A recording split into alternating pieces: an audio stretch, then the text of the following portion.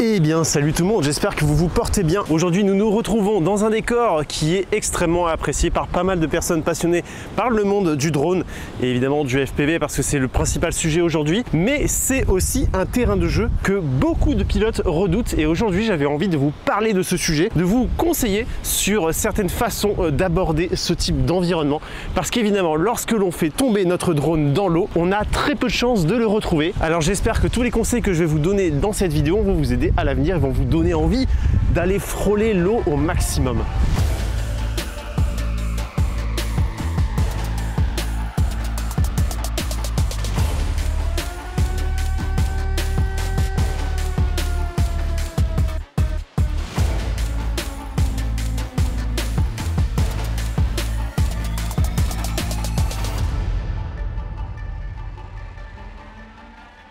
Alors évidemment tous les conseils sont bons à prendre, mais il y en a certains qui vont être bien plus importants que d'autres, surtout si vous êtes débutant à la matière.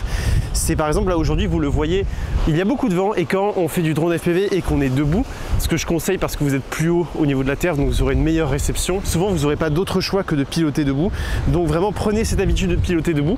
Mais là dans des circonstances comme ça, si vous débutez, je vous conseille de vous asseoir dans un endroit où il n'y a pas d'emprise au vent, en tout cas vous êtes le plus protégé du vent, parce que si vous êtes debout, que vous avez le vent dans le dos et que vous perdez un petit peu l'équilibre par rapport à vos prises de vue en FPV et tout ça, vous pouvez vous stresser ou en tout cas ne pas être à votre plein potentiel parce que vous allez faire non seulement attention à vos drones mais en plus à vous sur terre, que vous ne soyez pas là en train de tomber quoi. Là il y a un petit coin qui a l'air à l'abri du vent, donc je pense que je vais me mettre là tranquille. Bon, nous on veut piloter à peu près dans ces zones là, hein. On veut faire, j'ai envie de faire toute la côte, j'ai envie de partir de là-bas et de revenir jusqu'ici. Donc d'abord je vais longer la côte ici et ensuite je vais être plus en rase mode au-dessus de l'eau, voilà, je varie un petit peu les plaisirs. Il faut que je fasse attention si je me mets là parce que si je me mets dans ce creux, je pourrais pas aller derrière avec le drone et je pourrais pas aller non plus de ce côté là parce que sinon je risque de perdre la réception. Donc vraiment il faut toujours garder la vision sur l'endroit où on fait notre vol tout simplement. Si j'ai envie de vraiment avoir la meilleure réception possible, il va falloir que j'aille tout là-haut. Voilà, je suis calé dans mon rocher, presque sur un fauteuil. Il est vachement important aussi de bien vérifier son matériel. Normalement c'est quelque chose qu'on est censé faire tout le temps, mais pour être honnête on ne le fait pas tout le temps.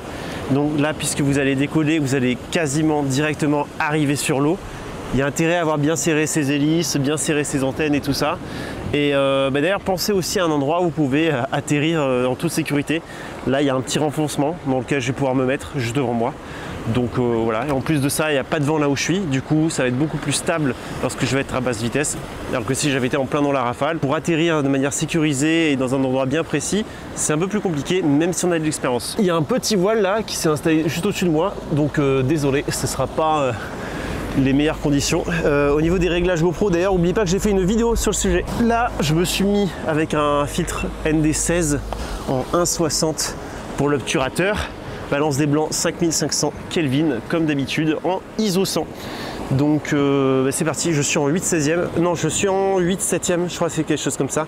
Comme ça moi je peux faire à la fois du 16/9 et 9/16e pour Instagram. Bref, allez, je me concentre. Et on fait un petit full. Voilà. Et en fait quand on n'est pas à l'aise et qu'on a peur, la première chose à faire c'est vraiment vérifier si tout va bien. Si on est bien dans son mode accro, si tout fonctionne correctement, si on a une bonne réception et tout, avant d'aller s'enfoncer au-dessus de l'eau. Et si vous êtes vraiment en stress, en tout cas on va commencer par ça. On va d'abord longer la côte. Rien que psychologiquement, ce sera mieux pour vous. On fait gaffe aussi au remous des vagues, parce que là, avec le vent qu'on a, eh bien, on peut avoir quelques éclaboussures. Vous êtes nombreux aussi à me demander si j'ai fait tropicaliser mon drone. Pour ceux qui ne savent pas ce que c'est, tropicaliser un drone, c'est le rendre étanche, tout simplement. Donc non, je ne l'ai pas fait tropicaliser. Là, vous voyez, j'ai des petites pertes de connexion. Enfin, dans mon DVR, bon, inutile que je vous le montre, hein. Mais voilà, ça passe des fois un petit peu à 2 bars au lieu de 3. Mais rien d'alarmant. Là, je suis quasiment au bout. Alors, le truc, c'est que, en fait, quand on analyse bien, il y a un petit renfoncement, ça va de plus en plus vers la gauche.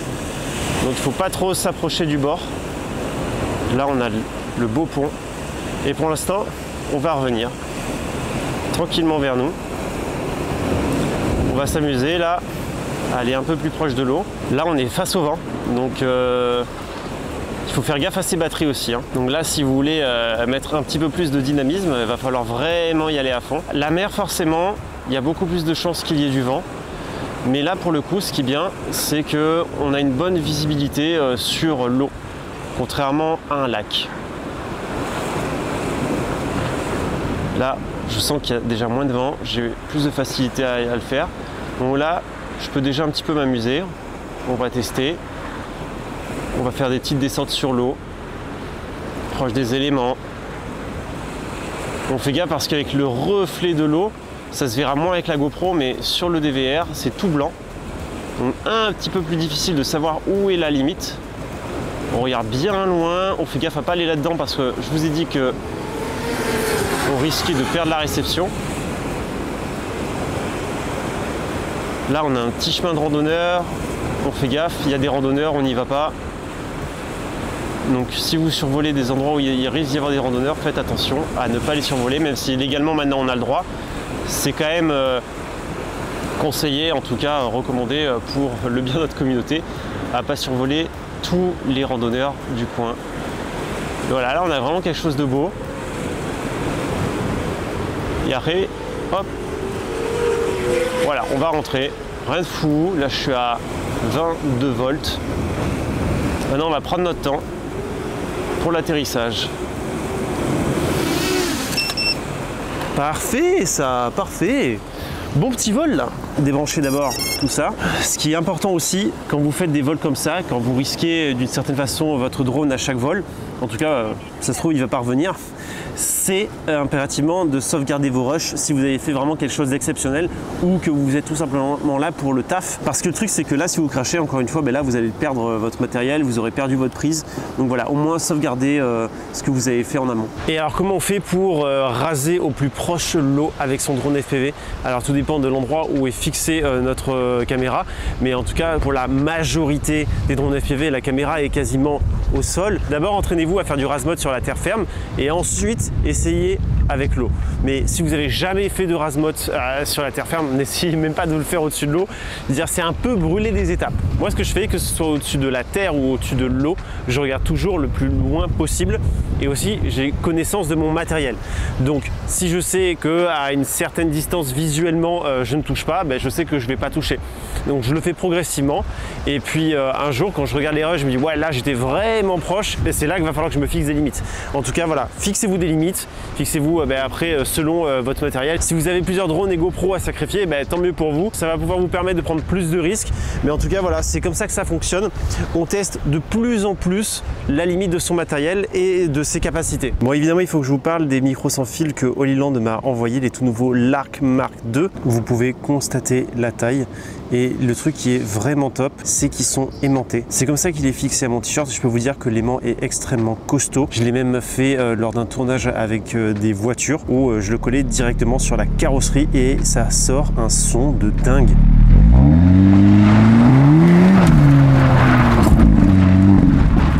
La petite boîte qui est fournie bien évidemment avec est un chargeur dans lequel vous allez ranger directement votre micro et celui qui est branché sur la caméra et ça va pouvoir tout recharger une fois que vous avez tout mis dans la boîte. Si vous êtes sur un tournage et que vous vous déplacez, quand vous rangez vos affaires, ça se recharge parce que c'est une petite batterie intégrée, ce rangement que vous pouvez directement recharger en USB-C ici. Vous avez en plus plein de petits accessoires, notamment une pince qui est aimantée, un collier que vous pouvez mettre pour n'importe quelle circonstance et ça c'est la bonnette que vous mettez directement sur le micro et pour le coup elle est vachement efficace avec tout le vent que j'ai eu en début de journée. Ces micros sont aussi compatibles avec les téléphones, que ce soit iPhone ou Android. Vous avez un petit branchement que vous faites sur la prise USB ou Lightning de votre téléphone. Je suis très content de ce partenariat, c'est pour ça que ça me fait plaisir de vous en parler. Je suis pas payé pour le faire, ils m'ont juste offert le produit.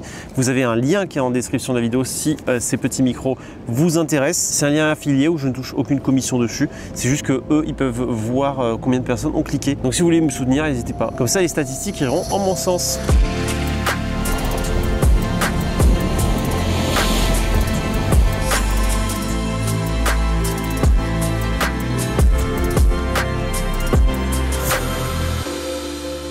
Regardez-moi ce décor.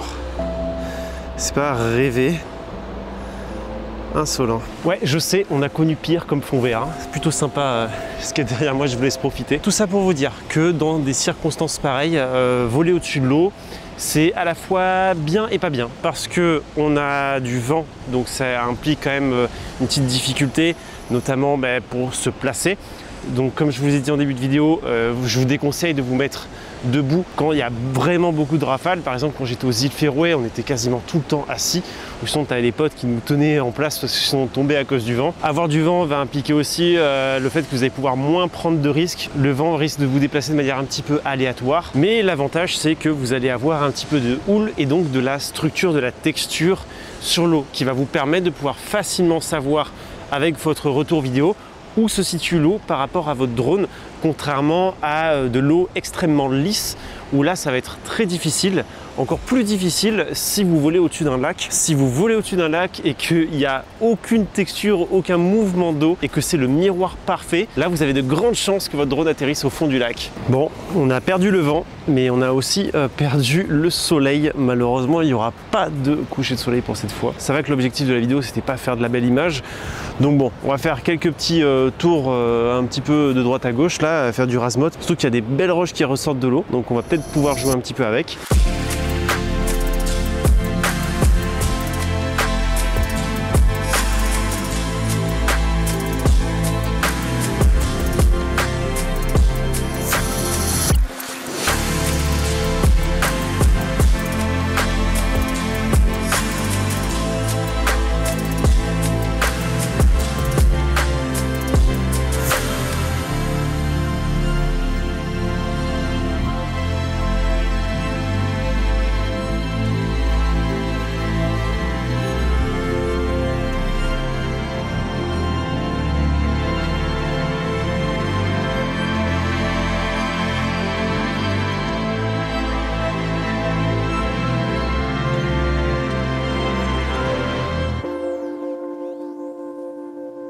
Bah écoutez, j'espère que ces petits conseils vous auront plu. N'hésitez pas, évidemment, dans les commentaires à me dire des choses que vous voulez savoir, que ce soit dans le monde du drone FPV ou dans le monde du drone stabilisé, peu importe, ou qu'on fasse un mix des deux. Ça me fera beaucoup plaisir et en plus de ça, j'essaierai de vous amener dans des beaux spots comme ça, que ce soit à la mer ou à la montagne. Je remercie encore une fois Holyland qui m'a passé ces super micros sans fil. Une tuerie, de toute façon, je suppose que vous avez entendu la qualité, même avec le vent de fou qu'il y a eu.